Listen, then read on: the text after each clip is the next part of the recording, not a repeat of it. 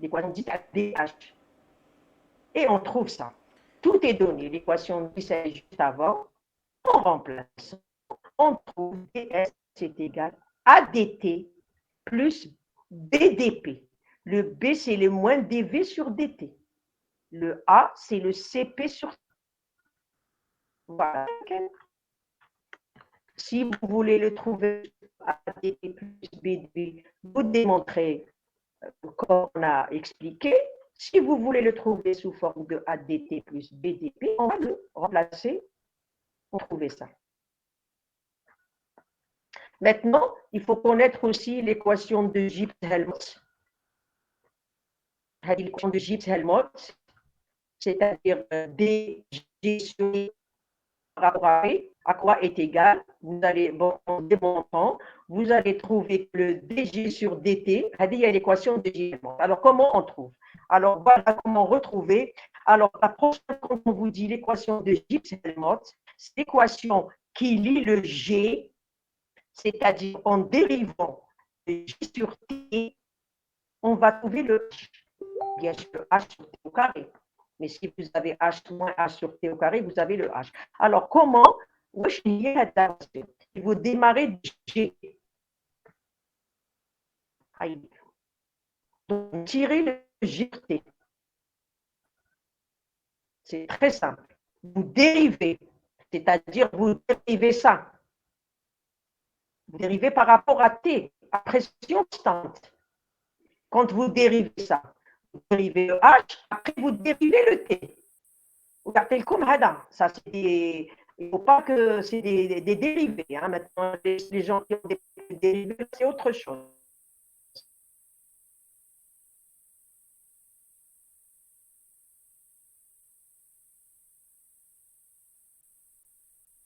TDS plus VDP. Il faut le mettre ici. Là, vraiment, je suis en train de lire. Alors que si vous avez le PDF, tout est donné dans le PDF. En remplaçant, on trouve ça. Et vous allez faire la combinaison de A et B, hein, comme l'équation A ou l'équation B. Et vous trouvez ça. Il y a l'équation de Gibbs-Helmholtz. Maintenant, les gens, parce que on n'est pas obligé de redémontrer ça à chaque fois. L'essentiel, c'est de connaître l'équation de Gibbs-Helmholtz. L'équation de Gibbs-Helmholtz. Elle est donnée de deux manières. Soit la dérivée de G sur T, comme on l'a trouvé ici, et vous donnez moins H sur T au carré, soit vous la donnez sous cette forme-là. Parce que le 1 sur T au carré, c'est quoi le 1 sur T au carré? Moins 1 sur T au carré, c'est la dérivée de 1 sur T. Donc, parce que je ne peux pas vous expliquer ça en parlant. Il faut de la créer. Et maintenant, les gens qui ont un stylo et une feuille, ils peuvent le refaire. Parce qu'on ne peut pas refaire toutes les dérivées. C'est très simple. Une dérivée, la dérivée à pression constante, c'est là. D'accord? Mais c'est qu'il faut que tu aies la relation bin G ou bin H. Il y a une relation. La relation bin G ou H sans qu'il y ait d'entropie. La relation, c'est la relation de Gibbs-Helmholtz. C'est-à-dire, si vous avez dans un laboratoire, par exemple, vous faites des expériences à la G, vous avez plusieurs valeurs de G.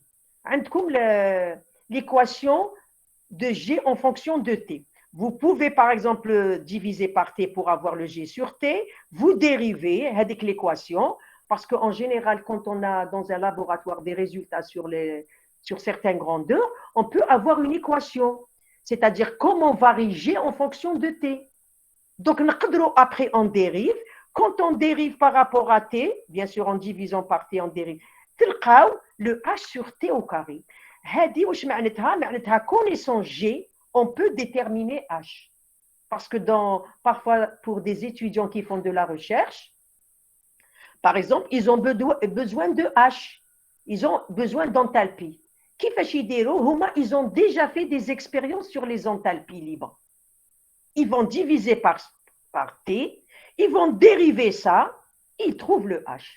Le but, c'est parce que là, c'est utile. dans des laboratoires. C'est ce que font en général les gens qui font de la recherche. Par exemple, s'ils ont une grandeur expérimentale qu'ils déterminent dans un laboratoire, comment trouver l'autre? Hadi, par exemple, entre G et H, voilà la relation qui existe. On ne donne pas comme ça des équations pour rien. D'accord? Bon, maintenant, si vous, là, c'est très bien expliqué. C'est avec les dérivés. Voilà. Il y a l'équation qu'il faut connaître, l'équation de Gibbs-Helmholtz. Elle est donnée sous deux formes. Soit nous mettons sous cette forme-là, soit nous mettons sous cette forme-là. Maintenant, si vous n'avez pas compris le passage de là à là, là, c'est des dérivés. Hein. Parce que le moins 1 sur t au carré, c'est le d de 1 sur t, dt. Maintenant, les gens qui n'arrivent pas à retrouver ça, il n'y a pas de problème. Vous notez ça, je vais vous le refaire. Voilà. Maintenant, on arrive à l'explication. Qu'est-ce que c'est qu'un gaz parfait? Qu'est-ce que c'est qu'un gaz réel? Mis à part leur équation qu'on a donnée en haut. Elle est belle, un gaz parfait, c'est PV sur RT. PV est égal à RT, pardon. On a un gaz réel qui est PV sur RT différent de 1. C'est-à-dire PV est différent de RT. Et on a différentes équations. On a donné l'équation de Van der Waals. Après, on peut vous donner une autre qui est l'équation de Viriel. Il y a plusieurs équations. Mais Thomas, dans votre programme, on va surtout utiliser l'équation de Van der Waals. Mais le gaz réel, on peut donner différentes équations pour les... Alors, voilà comment expliquer suivant les interactions. Parce que ce qu'on a fait en haut, c'est concernant les équations. On n'a les interactions, mais ça ne va pas nous empêcher à donner les équations. Mais ce n'est pas parce qu'on ne connaît pas Osmo qu'on ne va pas. On a donné les équations. Un gaz réel, c'est un gaz réel qui ne respecte pas PV est égal à RT. Un gaz parfait, c'est un gaz qui respecte PV est égal à RT. Maintenant, en plus de ça, on va compléter par autre chose. Voilà. Maintenant, le gaz parfait, le gaz réel, voilà, on le donne en plus. Alors, qu'est-ce que c'est qu'un gaz parfait? Absence de liaison intermoléculaire. Imaginez que vous avez... Monsieur Houdeifa, vous m'entendez? Oui, madame, c'est là, oui. Vous m'entendez très bien. Alors, supposons que vous avez un mélange de gaz. Avec le gaz parfait. Vous avez des milliers de molécules. Ouais. A, avec le gaz parfait, c'est A. Alors, je donne deux molécules. Haïlik la molécule, tu as le gaz, ou haïlik la molécule, tu as le gaz. Il n'y a pas d'interaction. C'est-à-dire une liaison. Il n'y a pas d'interaction. Il n'y a pas d'interaction. Donc, pas de liaison entre les deux molécules. Ou qu'est-ce qu'il faut connaître aussi pour un gaz parfait? Le volume occupé. À chaque fois que vous avez un gaz parfait, comme le gaz parfait, mais des interactions. Donc, les molécules, elles occupent un volume très, très grand. V tend vers l'infini. Le fait de dire V tend vers l'infini, les molécules, elles ne sont pas orientées.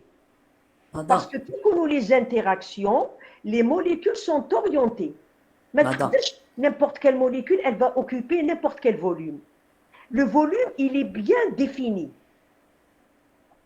Par contre, quand on a des gaz parfaits, les molécules, elles peuvent se mettre n'importe où. Elles ne sont pas orientées. Peuvent se déplacer dans un très grand volume V. Alors, V tend vers l'infini. P tend vers 0. علاش P tend vers 0? Parce que le volume est grand, donc l'apparition est Non, parce que d'où vous avez tiré P? Parce que PV est égal à RT. P est égal à RT, P est égal à RT sur V. Comme V tend vers l'infini, donc P tend vers 0. Ou Hagda, bon, voilà comment on explique dans un grand volume. quand vous avez un récipient, avec le P, la forme, vous avez, on vous parle de PV est égal à RT. Avec le P, PV est égal à RT. C'est quelle pression? C'est la pression de choc molécule-paroi. Quand vous avez un récipient, il n'y a pas de pression. Parce que trop lourd, il y a des interactions. Il y a une pression qui est due au choc molécule-molécule. Mais les gaz parfaits, ما عندكمش la pression molécule-molécule. عندنا غير molécule paroi. هذيك هي la pression. La pression اللي تلقاوها في la formule PV est égale à RT. وهذيك la pression, elle est égale à la force sur la surface. La surface اللي تلقايها تاع la paroi هذه. Donc, la pression, la formule PV est égale à RT, ce n'est que la pression force sur surface. C'est concernant le gaz parfait. Et on a remarqué, quand on trace P en fonction de V, par exemple, imaginez que vous avez des expériences dans un labo. Vous allez déterminer expérimentalement des pressions, vous avez le volume. Qu'est-ce que vous faites? Vous tracez P en fonction de V. Si vous trouvez que c'est une hyperbole, le gaz, il obéit à P. Par exemple, le P que vous avez tiré, vous l'avez tiré de RT sur V. Ou là, vous trouvez une hyperbole. Si, par exemple, vous ne trouvez pas une hyperbole, ça veut dire que ce n'est pas un gaz parfait. Voilà. C'est pour... on donne le graphe. P en fonction de V. Voilà. Maintenant, on passe au gaz réel. Alors, le gaz réel, existence de liaison intermoléculaire entre les molécules. Quand on dit inter, c'est déjà entre molécules. Voilà. Et PV égale à RT n'est pas vérifié. Ça veut dire que c'est différent. Ce n'est pas comme le gaz parfait. Une autre équation que vous appliquez, telle que l'équation de Van der Waals, l'équation de Viriel, l'équation de Kong, et on a remarqué, quand on trace P en fonction de V, une hyperbole, ça nous donne du n'importe quoi. Déjà, alors maintenant, on va donner un exemple de gaz réel tel que l'équation tel que le gaz qui est décrit par l'équation de Van der Waals. Un exemple. P plus A sur V au carré, facteur de V moins B est égal à RT. Pour un gaz, pour une mole de gaz, hein, je suis en train de faire le gaz réel. Hein, d'accord? Voilà. Maintenant, c'est quoi le A sur V au carré? Qu'est-ce que c'est le B? Alors, on va expliquer ça. Explication physique, voilà.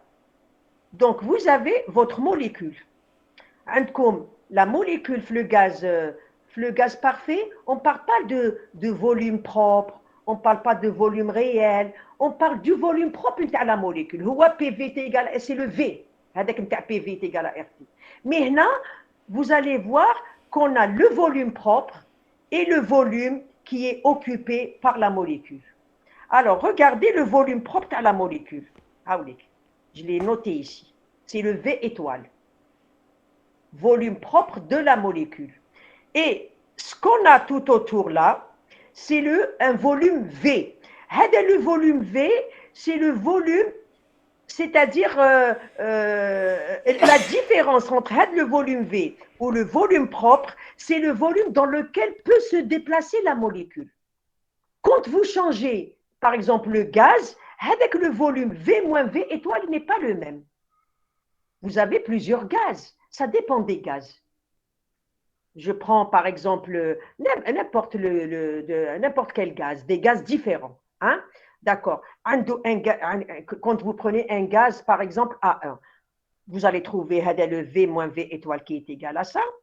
Si vous changez un autre gaz, le V moins V étoile, il se peut qu'il soit plus grand ou plus petit. Avec le V moins V étoile, c'est le volume dans lequel peut se déplacer la molécule. Et c'est le B, c'est le covolume.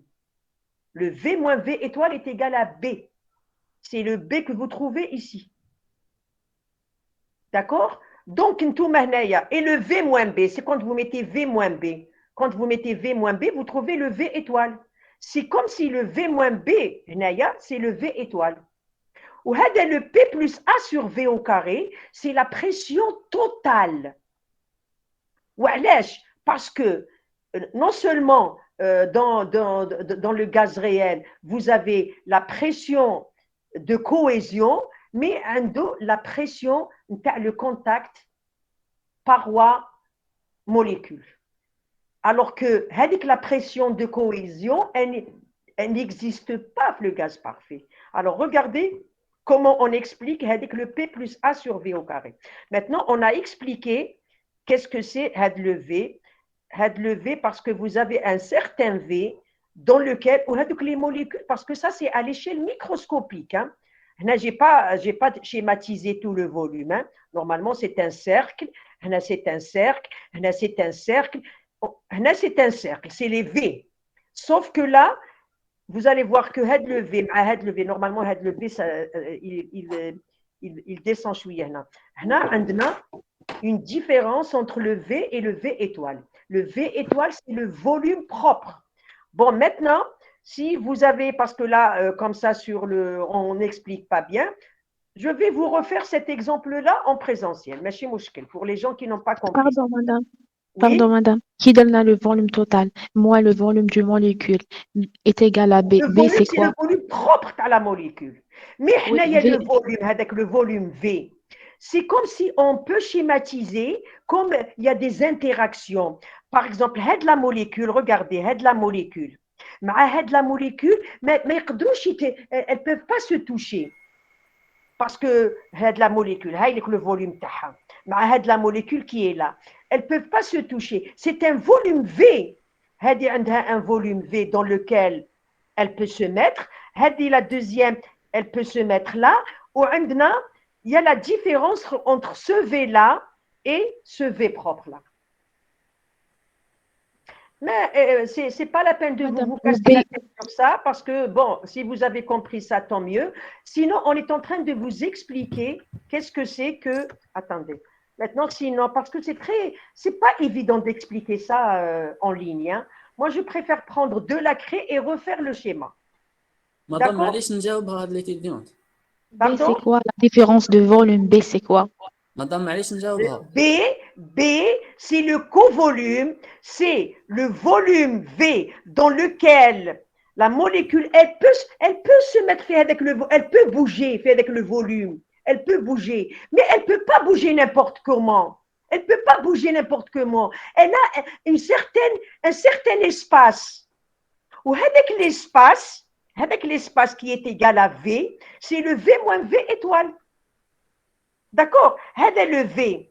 Le B c'est le V moins V étoile. Le V étoile, c'est le volume propre à la molécule.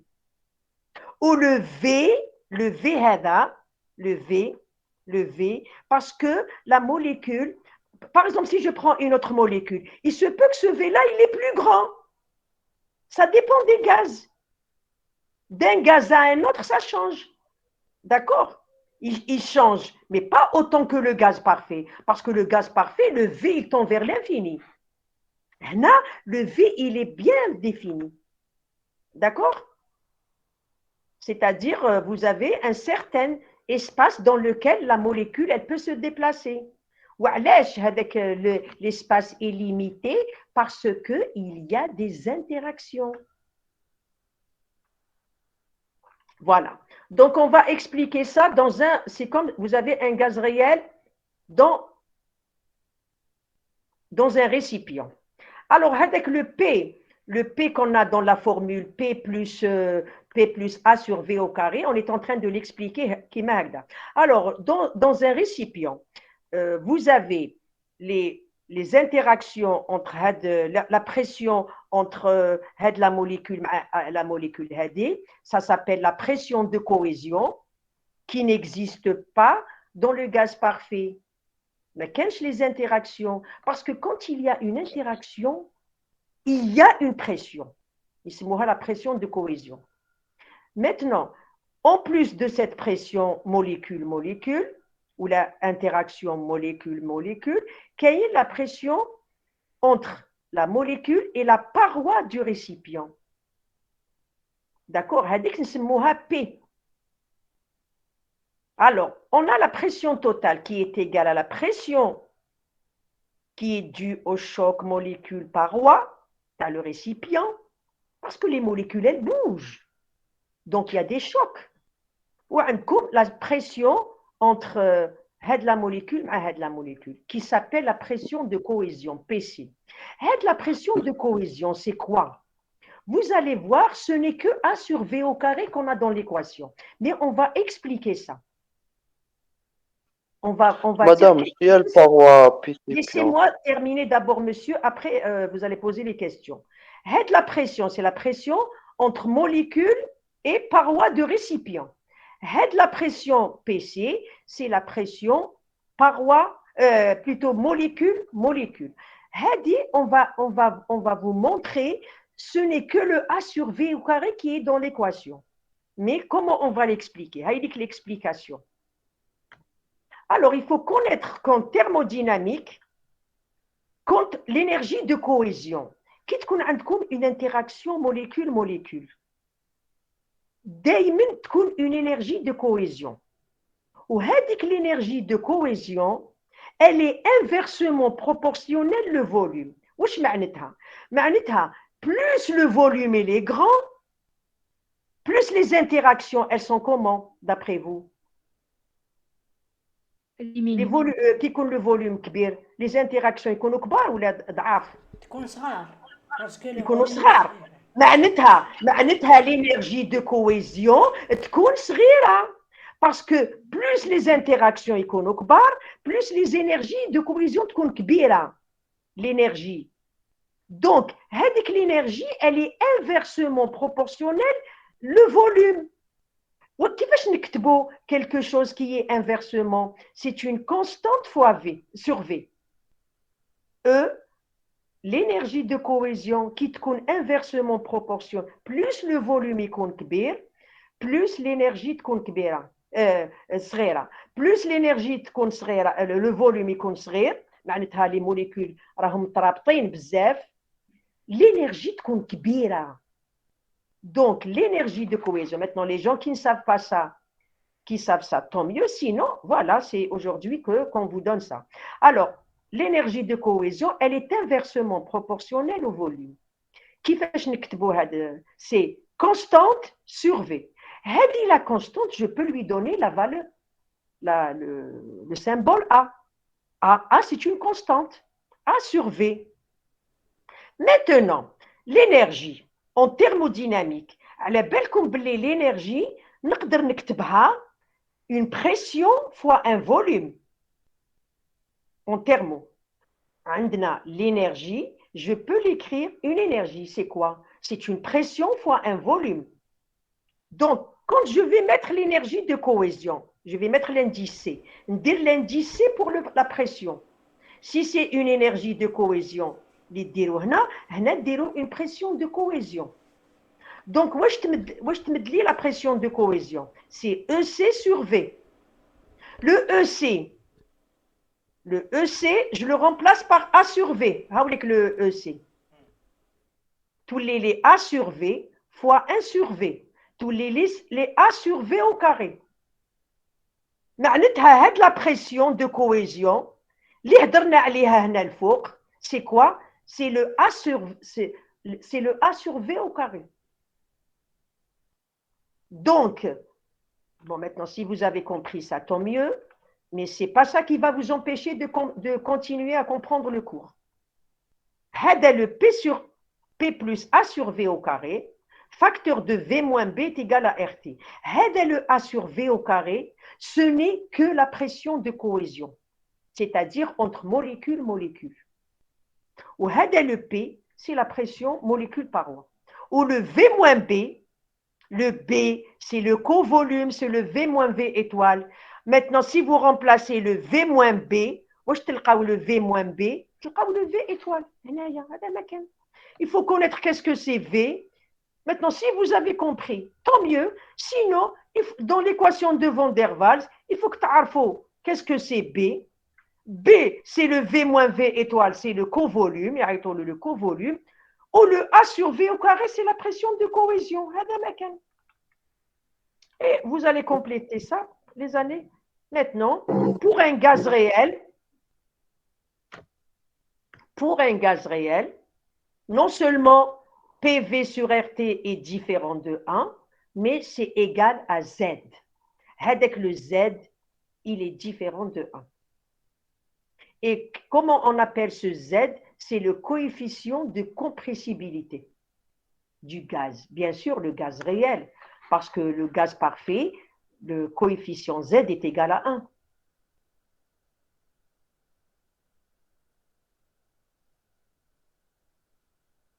On vous donne, alors je vous ai dit, ça ne m'empêche pas d'expliquer les équations, les dernières. Je peux vous expliquer les équations sans. Maintenant, vous avez complété. Maintenant, par exemple, qui nous dire l'équation DH. Madame, Laissez-moi une minute. DH. Non seulement, je peux l'expliquer pour un gaz parfait. Je sais que pour un gaz parfait, il n'y a pas d'interaction. Je connais pas mal de choses. Mais quand vous voulez démontrer ça, si vous voulez, imaginez dans un examen, on l'a donné dans un examen. Montrer que DH est égal à CP dt à partir de cette équation. Les interactions sont faibles. Ils ont remplacé V est égal à RT sur P. Ils ont trouvé DV sur TT. Ils ont trouvé DH est égal à CP dt. C'est pas ça c'est pas les interactions qui vont vous empêcher à démontrer. Maintenant, les explications après, c'est pour compléter vos connaissances. C'est tout. Il faut connaître les équations. Oui, allez-y, mademoiselle. Vous voulez poser une question, mademoiselle? Allez-y. Allô, allô? oui, madame, les interactions entre Oui, la cohésion entre les molécules, oui. normalement, elles arrivent quand on a un petit volume, non? Mademoiselle, quand on a un petit volume, je suis d'accord avec vous, le petit volume, justement, c'est pour ça qu'on vous a dit que la molécule ne peut pas se déplacer n'importe comment. C'est à cause de ça. Parce que si le volume était très grand, on ne schématise pas comme ça les molécules. Le volume V, il est limité. Est-ce que vous avez compris? Le volume V, les molécules, le gaz parfait, vous ne pouvez pas les schématiser parce qu'elles peuvent occuper un volume très grand. Alors, espacer les volumes. Par contre, les molécules des gaz réels, mais chacune a un volume V dans lequel elle peut se déplacer. Le volume V, il est là. Je n'ai pas schématisé. Maintenant, si vous voulez que je vous présente avec de la craie la prochaine fois le schéma, je peux vous le représenter. Là, c'est juste pour représenter une molécule. Mais après, ici, il y a le volume V, il y a le volume V là, il y a le volume V là. C'est des milliers de molécules. Mais là, on représente Wahda. Et à côté, les autres. Et on a représenté les volumes V qui n'est pas n'importe quoi. Ce n'est pas un volume V qui tend vers l'infini. D'accord, mademoiselle? D'accord. C'est bien déterminé. Allô, allô? Oui, d'accord. C'est raison de plus. Parce que si c'était un volume qui tend vers l'infini, on ne peut pas schématiser le schéma. Vous ne pouvez pas faire ce schéma pour un gaz parfait. Parce que le gaz parfait, les molécules, elles sont espacées. Elles sont très loin. Il n'y a pas d'interaction. Parce que les molécules, il y a les interactions بيناتهم. Madame, Oui, j'ai pas compris le pi. P وش Oui, قلتي؟ هذا الأولاني. mais exactement, avec le خط اللي جاي من la هذا molécule. قلنا باللي dans un récipient. واش عندنا عندنا parce que les molécules qui sont dans un récipient monsieur ça bouge هذوك عندكم des milliers de molécules هاد la molécule elle peut par exemple دير un choc مع la paroi تاع الريسيبيون هذه درتوها même في البروميير اني je sais pas je me rappelle il y avait des exercices en première année هكذا كنا نديروهم احنا pour les étudiants مدام la pression هذيك اللي تستعملوها c'est la pression نتاع la molécule avec les parois تاع le récipient مدام بصح في لو غاز بارفي ما عندنا هذه برك ما عندناش لا بريسيون بي سي ما كاش بيسك ما كاش لي زانتيراكسيون هذه سيتادير لا بريسيون توتال في لو غاز هذه تيغال زيرو في لو غاز بارفي عندنا بي برك عندنا بي تاع هنا اون اكسبليكي او مسيو في لو غاز بارفي ما كاش بي سي داكور سي بون مسيو Allô, allô. Oui, c'est bon, madame, merci. Sinon, je vais vous prendre, vous faire le schéma la prochaine fois si vous voulez. Bon, maintenant, on va essayer de passer à